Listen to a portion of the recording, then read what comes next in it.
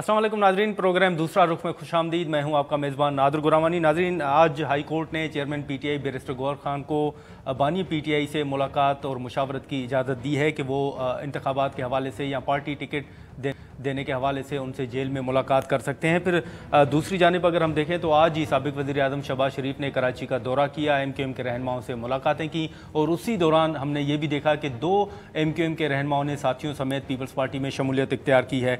दूसरी जानिब अगर हम देखें तो कल जो मौलाना फजल रहमान ने प्रेस कॉन्फ्रेंस की वो इंतहाई अहम प्रेस कॉन्फ्रेंस थी और इंतखाबात के हवाले से जो शेड्यूल जारी हुआ है उस हवाले से उन्होंने अपने तहफ़्फ़ुज़ात का इजहार भी किया और उन्होंने ये भी कहा कि अगर कोई नुकसान होता है तो उसकी ज़िम्मेदार इलेक्शन कमीशन होगी। फिर हमने ये भी देखा है कि जो लेवल प्लेइंग फील्ड के हवाले से बातें की जा रही थी उस हवाले से अभी भी तहरीक इंसाफ को जो तहफ़्फ़ुज़ात हैं उनके वो तहफ़्फ़ुज़ात बरकरार हैं। लेकिन साथ ही साथ अगर हम देखें तो जो पेशावर हाई कोर्ट का फ़ैसला है बल्ले के हवाले से, उस हवाले से अब ज़राए से ये खबरें आ रही हैं कि इलेक्शन कमीशन ने ये फ़ैसला किया है कि वो पेशावर हाई कोर्ट से रुजू करेंगे।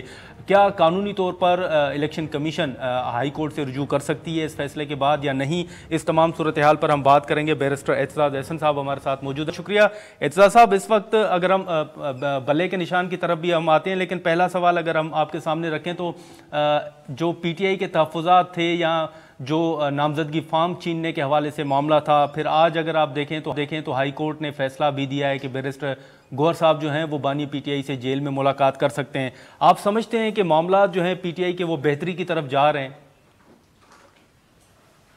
जी, उनको ये इलेक्शन कमीशन तो उनके पीछे पड़ा हुआ है ना, और निगरान ये तो लाठियाँ लेके उनके पीछे पड़े हुए हैं कि निशान भी नहीं देना, वो उठाए जा रहे हैं। उनके तायद कुनंदा तजवीज़ कुनंदा भी उनके जो कैंडिडेट्स पे है वो बड़ा प्रेशर डाला हुआ है।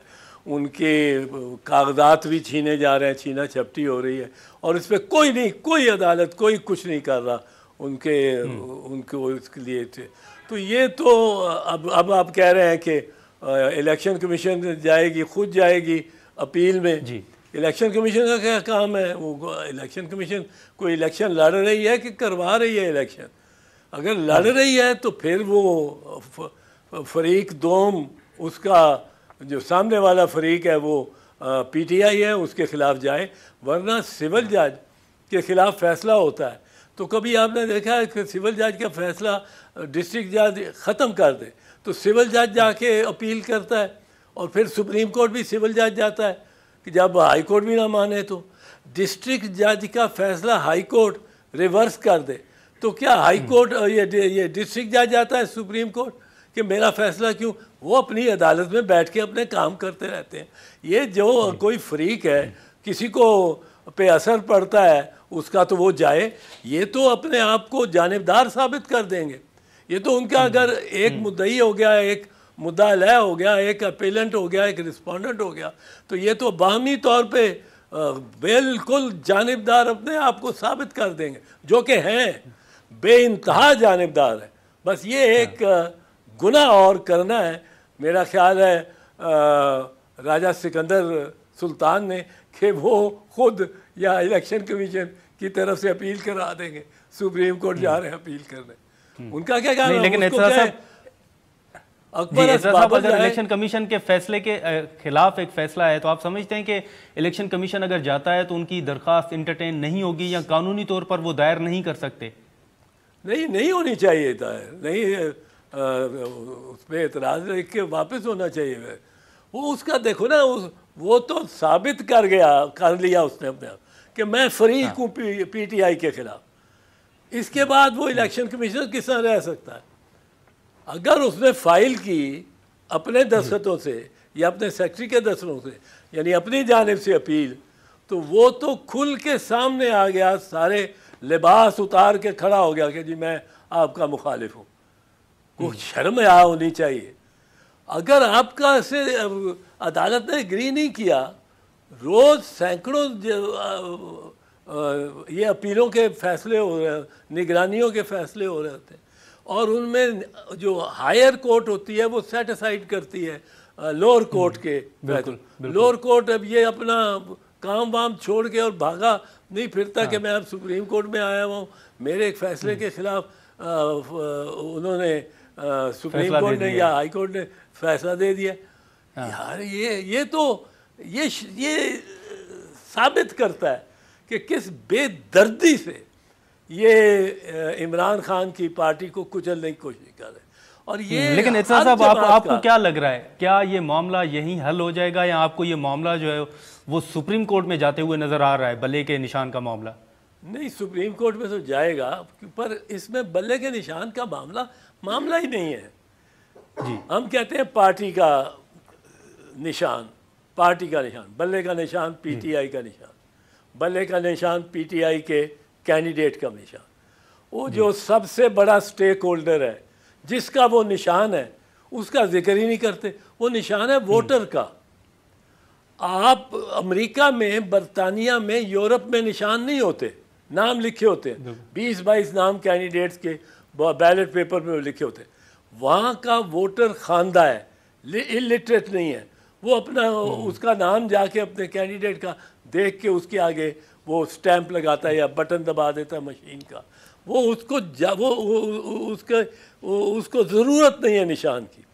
ہمارا اب 65 سال 60 سال کی عورت جا کے ووٹ دینا چاہے اور نشان ہی نہ ہو, اور وہ ڈھونڈتی پھرے کہ نام کون سا ہے, وہ پڑھی ہوئی نہیں, مرد بھی نہیں پڑھے ہوئے.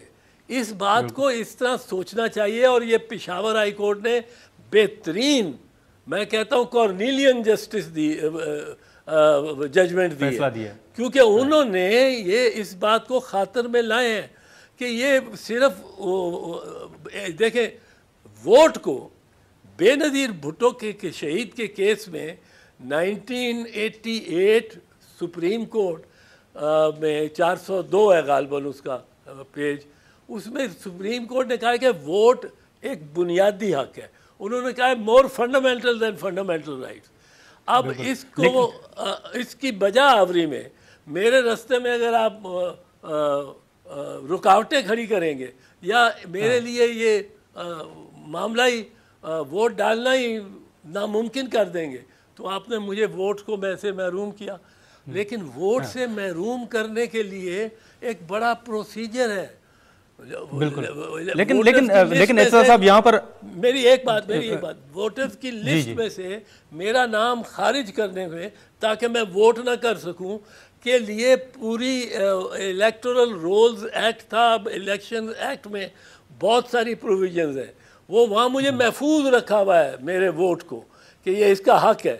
اور اس کے لیے کوئی 2 سال لگیں گے اگر میری آپ نام نکالنا چاہیں, اس میں گواہ ہوں گے, ان کی جرا ہوگی ایک ووٹ کو نکالنے کے. اب آپ نے 2 کروڑ ووٹرز کو نکال دیا ایک جنبش قلم. یہ بالکل سپریم کورٹ میں سمجھتا ہوں اس بلے کو ریسٹور کرے گی. یہ نہیں ہو سکتا. آپ جائیں گے supreme court? P T I جائے گی سر سپریم کورٹ؟ میرا خیال ہے جائے گی, کیوں نہیں جائے گی, وہ جانا پڑا تو جائے گی. ان کا حق اتنا بڑا, ان کو اتنا لاس. یہ تو اگر نشان نہ ہو اور 2 کروڑ میں سے 70% آبادی جو ہے وہ ناخواندہ ہو, تو یہ 14 لاکھ لوگ ہو گئے جو ایک پارٹی کے ووٹرز ہیں, جن کو اجازت ہی نہیں دی آپ نے, فیئر اپرچونٹی نہیں دی کہ وہ اپنے کینڈیڈیٹ کو چن سکے. تو الیکشن لیکن اطلاع صاحب کل ہی مولانا صاحب نے ایک پریس کانفرنس کی, اگر آپ کی نظر سے بھی گزری ہو, تو انہوں نے کہا ہے کہ 2 صوبوں میں جو حالات ہیں وہ ٹھیک نہیں ہیں, اور پھر انہوں نے کہا ہے کہ اگر انتخابات کے دوران خدا نخواستہ اگر کچھ ہوا, کچھ نقصان ہوا, تو اس کی ذمہ دار الیکشن کمیشن جو ہے وہ ادارہ ہوگا. تو آپ کیا سمجھتے ہیں کہ جے یو آئی کے ان بیانات سے آپ کو کیا لگ رہا ہے کہ مولانا صاحب کیا چاہ رہے ہیں؟ مولانا صاحب نے تو ڈھول بجا دیا ہے پسپائی کا. فوجیں ڈھول 2 قسم کے بجاتے ہیں, ایک فتح کی ہے, ایک پسپائی کا. مولانا صاحب نے تو پسپائی کا ڈھول بجا دیا, اس کے تو مجھے کوئی شک نہیں. اور یہ آپ دیکھیں گے کہ اگلے کچھ دنوں میں الیکشن سے پہلے یہ میاں صاحب بھی باہر جا کے اور بیٹھے ہوں گے, اور وہاں سے دیکھیں گے نتائج آتے ہوئے الیکشنز کے. کیونکہ یہ سر آپ کی پریڈکشن ہے؟ نہیں, میں آپ کو بھی پریڈکشن ہے, قیاس ہے. مولانا کے بارے میں صرف یہ کہہ سکتا ہوں کہ وہ نہیں ملک چھوڑ کے جائیں گے, پر یہ تو رہتے ہی باہر ہیں. इनकी तो जायदाद। लेकिन सर आप लेकिन इस वक्त मुस्लिम लीग नून के अंदर सर आपके बहुत करीबी दोस्त भी हैं, सियासतदान आपके दोस्त भी हैं उसमें।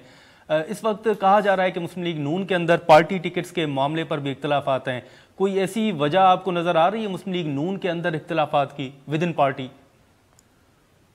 मुस्लिम लीग नून को एक ज़ोम है कि उनके साथ को एक कान टुटों का तबका है, और जो डरा धमका के मोहल्ले में भी मोहल्लेदारों को भी और वोट डलवा देता है। इस दफ़ा कुछ नहीं चलना। इस तरह यूथ जो आया हुआ है वो उसने फ़ैसला करना है, और यूथ के लिए मेरा ख्याल है बुनियादी तौर पे दो जमातें ही अट्रैक्ट कर सकती हैं, या पीपल्स पार्टी और या पीटीआई, जो मेरा तजज़िया है। और नून को तो याद आ जाने वो क्या कहते हैं,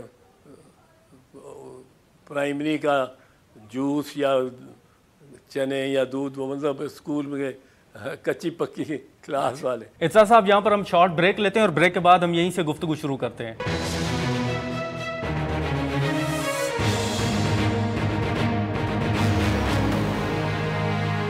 प्रोग्राम में दोबारा खुशामदीद। इत्सा साहब, आपको याद होगा कि बड़ी लेवल प्लेइंग फील्ड की बात हो रही थी। बिलावल साहब ने खैबर पख्तूनख्वा में खड़े होकर जलसों में लेवल प्लेइंग फील्ड के हवाले से बात भी की, लेकिन अब बिलावल साहब भी ज़रा खामोश नज़र आ रहे हैं। आप समझते हैं कि जो पीपल्स पार्टी के तहफ़्फ़ुज़ात थे वो दूर हो गए और अभी वाकई लेवल प्लेइंग फील्ड का कोई मसला नहीं रहा?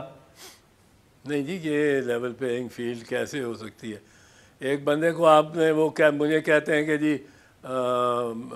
वज़ीर आज़म, ये नवाज शरीफ वज़ीर आज़म बनने जा रहा है। मैंने कहा वो बन चुका है जी। उसके कहने पे पोस्टिंग और ट्रांसफ़र हो रही है, नून के कहने पे, उनके कहने पे उनको देखें जब वो उतरते हैं जहाज़ से तो आईजी डीआईजी उनको सलूट मारते हैं। He is an absconding accused at that time. अदालत में नहीं पेश हुए हुए अभी। वो हाई कमिश्नर उनको वहाँ से बिठाता है और खुदा हाफिज़ कहता है लंदन से। तो वो तो बने हुए हैं, वो तो बन गए हैं प्राइम मिनिस्टर। उनको इस बारे में कोई दुश्वारी नहीं है और उनकी सहूलतकारी मुकम्मल की जा रही है।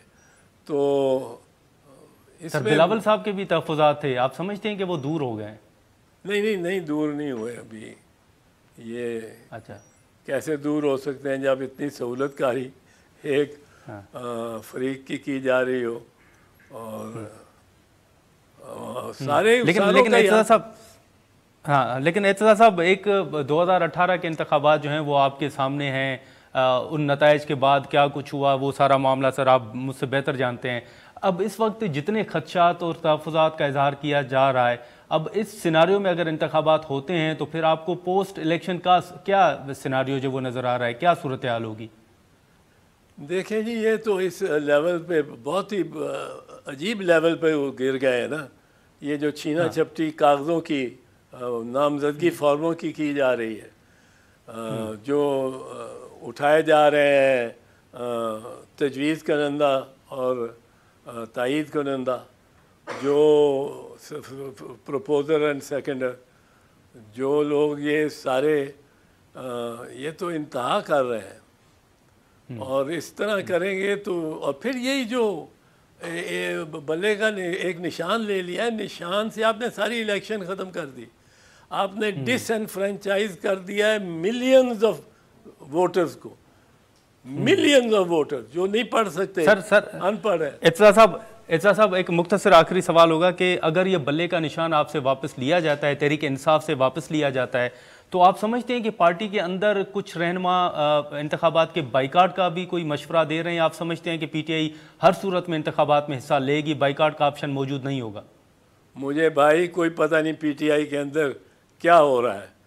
मैं पीटीआई में नहीं हूँ, पर मैं ये जानता हूँ कि पीटीआई के बहुत करीबी हैं सर। हाँ जी, गौर साहब 20 साल से मेरे साथ हैं, एसोसिएट हैं और बड़े ईमानदार और बड़े खरे शख्स हैं और बड़ी अच्छी तबीयत के हैं। पर मुझे उस तरह तो इमरान के साथ मेरे 60 साल की दोस्ती है, हमसायगी है और एक दीवार है। पर वो पीटीआई मैं इत्तेफाक से اور ارادے سے پیپلز پارٹی میں ہوں، پر میں یہ سمجھتا ہوں کہ پی ٹی آئی کو یہ بہت بڑا ایک ایڈوانٹیج دیں گے پولیٹیکل. یہ جو کام ہو رہے ہیں نا، جو یہ ووٹ جو ہے بلے کا نشان جو ہے، یہ میں نہیں دیکھتا پی ٹی آئی سے جاتا ہوا، کیونکہ یہ جیسے میں نے عرض کیا، اس میں کروڑا ووٹرز کا ووٹ ہے جس نے بلے کے نشان پہ ووٹ ڈالنا ہے، اور وہ پڑھا لکھا نہیں ہے. اور ان پڑھ کو آپ دوسرے درجے کا شہری نہیں سمجھ سکتے، کیونکہ ریاستی نے تعلیم نہیں دی ان کو. اب یہ اگر ایسا کام جو کر رہے ہیں نا، کہ وہ کینڈیڈیٹس کو، جو متوقع کینڈیڈیٹس کو، ان کو اٹھا رہے ہیں، جو یہ جتنی ایکشن یہ جس طرح شاہ محمود سے کیا، جو شاہ محمود سے کیا، جی جی، یہ تو لگتا ہے کہ کوئی بیٹھا ہوا سیل حکومت میں اور نواز شریف کے سائڈ پہ جو عمران خان کی امداد کرنا چاہتا ہے اور اس کا قد بڑھانا چاہتا ہے. سر ایک آخری سوال ہوگا مختصر سر، کہ آپ نے جسٹس اطہر من اللہ کے سر ریمارکس آپ نے سنے ہوں گے سائفر کے حوالے سے، کیسز کے حوالے سے.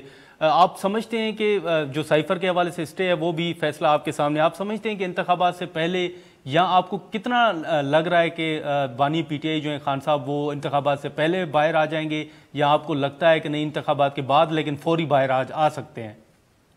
دیکھیں، اگر تو عدالتیں وہ کام کریں گی جو عامر فاروق صاحب چیف جسٹس اسلام آباد ہائی کورٹ کرتے ہیں، تو پھر تو وہ ان کو رکھیں گے. اپنا ہی کیس ہی ایڈجرن کر کے ڈیٹ نہ دینی، چیف جسٹس ہے، کون اس سے کہہ سکتا ہے کہ ڈیٹ دو، اور تاخیری عربے کر لیں، تو پھر اس کو بہت دیر لگے گی. ورنہ ان کیسز ایک کیس میں بھی کوئی جان نہیں ہے، ان کو آپ فیکچولی دیکھو. چل ٹھیک ہے اعتزاز صاحب، بہت شکریہ سر، آپ نکالا، بہت شکریہ. ناظرین، اعتزاز احسن صاحب کی گفتگو آپ نے سنی. یہاں پر ہم ایک شارٹ بریک لیں گے، اور بریک کے بعد تیمور سلیم جھگڑا صاحب جو ہیں وہ ہمیں جوائن کریں گے، اور پارٹی کے اندر جو معاملات چل رہے ہیں، خاص طور پر جو تحفظات کا اظہار کیا جا رہا ہے، اس معاملے پر ہم بات کریں گے.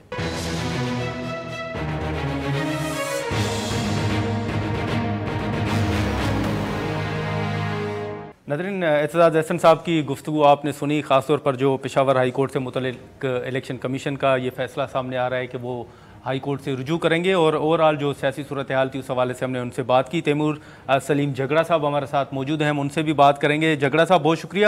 اس وقت اگر آپ دیکھیں تو جو تحریک انصاف کے تحفظات تھے، خاص طور پر اسلام آباد ہائی کورٹ کے حوالے سے کہ وہاں سے آپ کو انصاف نہیں مل رہا، لیکن آج جو بیرسٹر گور صاحب کو اجازت ملی ہے کہ وہ بانی پی ٹی آئی سے جیل میں ملاقات کر سکتے ہیں اور ان سے مشاورت کر سکتے ہیں، تو آپ سمجھتے ہیں کہ اب جو آپ کے تحفظات تھے ہائی کورٹ کے حوالے سے وہ ختم ہو رہے ہیں، یا معاملہ جو ہے وہ بہتری کی طرف اب جا رہا ہے؟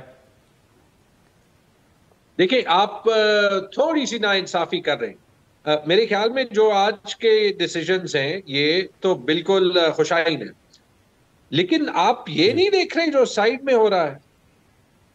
وہ پارٹیاں جو الیکشن سے بھاگ رہی ہیں، جب پشاور ہائی کورٹ بیٹ کا سمبل پی ٹی آئی کو دیتا ہے تو پشاور ہائی کورٹ کے جج پہ اٹیک ہوتا ہے، کوآرڈینیٹڈ اٹیک. سب کو ایک ہی وقت یاد آ جاتا ہے کہ پشاور ہائی کورٹ کے فیصلے پہ اٹیک کرنا ہے.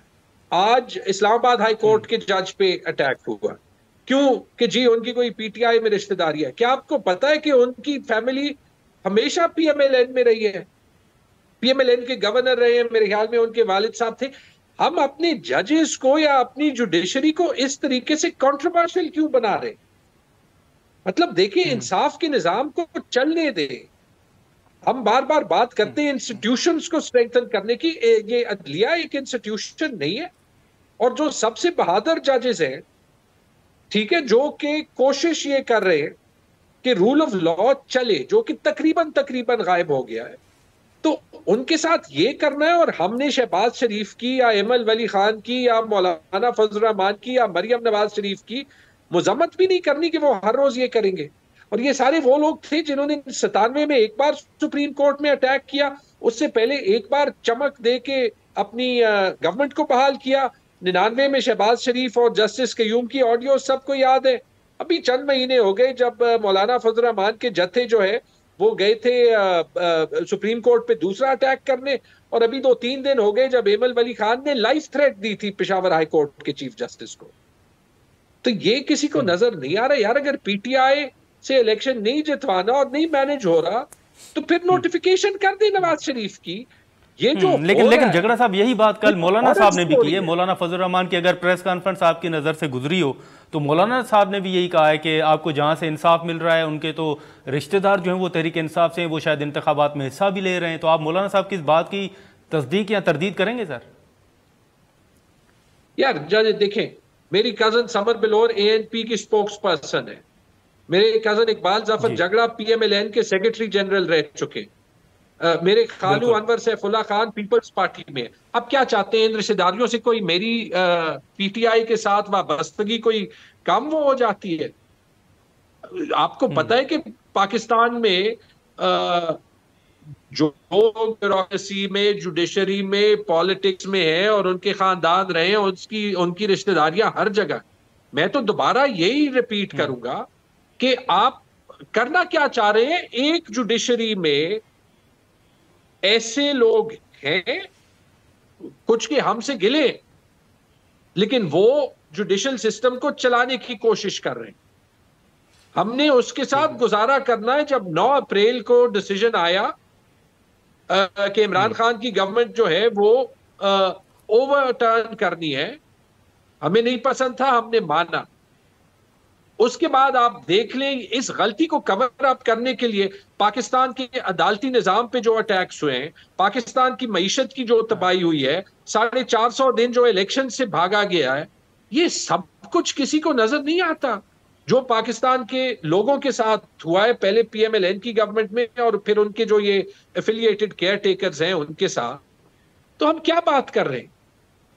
مجھے حیرت ہوتی ہے کہ لیکن یہ جھگڑا صاحب جو مولانا صاحب نے کل بات کی, اس میں انہوں نے ایک بات یہ بھی کی ہے کہ 2 صوبوں میں جو حالات ہیں وہ بہتر نہیں ہے, اور انہوں نے الیکشن کمیشن کے اوپر سارا ملبہ ڈالا ہے کہ اگر کچھ ہوا تو پھر ذمہ دار جو ہے وہ الیکشن کمیشن ہوگا. تو آپ خود خیبر پختونخوا میں موجود ہیں, آپ بتائیں گے کہ کیا مولانا صاحب کی یہ رائے درست ہے کہ 2 صوبوں میں حالات جو ہیں وہ ٹھیک نہیں, اور آپ کی نظر میں, تحریک انصاف کی نظر میں مولانا صاحب کیا چاہتے ہیں؟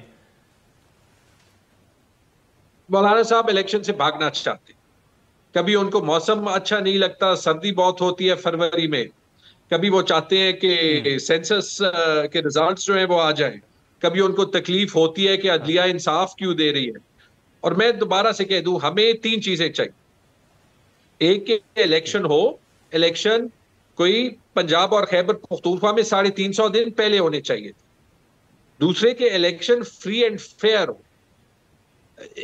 اس پہ اگر آپ کو بھی یا کسی کو بھی کوئی سوال ہے یا اعتراض ہے کہ الیکشن فری اینڈ فیئر ہونے چاہیے تو بتا دیں, لیکن اگر نہیں ہے تو سب کو ایک جیسا موقع ملنا چاہیے. اور تیسری چیز, ہم عدالتوں سے کچھ نہیں مانگتے, یہ لفظ ریلیف بھی غلط ہے. ہم عدالتوں سے صرف انصاف مانگتے ہیں. انصاف ملے گا تو یہ ملک چلے گا. اگر ہم نے عدالت کو ریموٹ کنٹرول سے چلانا ہے تو آئی ایم سوری, لیکن نارتھ کوریا اور برما جیسے ممالک بھی ایسے نہیں چلتے. اور اگر مولانا صاحب, لیکن سر اس وقت ہم دیکھ رہے ہیں کہ آپ بلے کے نشان کا معاملہ جو ہے سر, وہ تو ہم دیکھ رہے ہیں کہ پی ٹی آئی جو ہے وہ قانونی جنگ جو ہے وہ تو لڑ رہی ہے, لیکن ساتھ ہی ساتھ اب الیکشن جو ہیں وہ 8 فروری کو ہونے ہیں, تقریباً کچھ ہی وقت جو ہے وہ رہ گیا ہے. تو تحریک انصاف سیاسی جوڑ توڑ کے حوالے سے کیا کر رہی ہے؟ کیا کسی جماعت کے ساتھ خیبر پختونخوا کے اندر یا کہیں کوئی رابطے ہو رہے ہیں, کوئی اتحاد ہوگا, سیٹ ایڈجسٹمنٹ ہوگی, کوئی مذاکرات, کوئی بات چیت چل رہی ہے کسی جماعت کے ساتھ؟ توڑ جو ہے وہ یہ لاڈلا لیگ اور ان کے ساتھی, یہ کیئر ٹیکر گورنمنٹ, جو کہ آپ نے دیکھا ہے کہ پنجاب میں کیا ہو رہا ہے. وہ تو لگتا ہے کہ جو پولیس کبھی نامینیشن پیپرز جمع ہونے نہیں دیتی, ایسے حملے کر رہی ہوتی ہے جیسے کہ کوئی ہندوستانی پنجاب سے پولیس آئی ہے اور ان کو پاکستانیوں سے نفرت ہے. کبھی جو ہے وہ ابھی لوگوں کے پروپوزرز اور سیکنڈرز کو غائب کر دیتی ہے. ابھی شاہ محمود قریشی صاحب کے میرے خیال میں پولیٹیکل سیکرٹری جو ہے وہ ان کے حلقے سے غائب ہوئے. پورے پنجاب میں یہ سلسلہ چل رہا ہے. تو یہ کس ٹائپ کا الیکشن ہے؟ آر اوز کہہ رہے ہیں کہ آپ کے کاغذات ٹھیک ہے لیکن ہم ابھی اپروو نہیں کر سکتے. اگر ہمارے پاس کوئی اور انفارمیشن آئی تو پھر ہمیں دیکھنا پڑے گا. یہ تو پاکستان کے نظام کا نہیں. اچھا یہ سب کچھ ہو رہا ہے, یہ اسکرینز پہ آ رہا ہے. ٹھیک چلے مجھے آپ ٹھیک ہے تیمور جھگڑا صاحب بہت شکریہ سر, آپ نے ٹائم نکالا. ناظرین تیمور سلیم جھگڑا صاحب کی گفتگو آپ نے سنی. یہاں پر ہم ایک شارٹ بریک لیں گے اور بریک کے بعد مرتضی عواب صاحب جو ہیں وہ ہمارے ساتھ ہوں گے.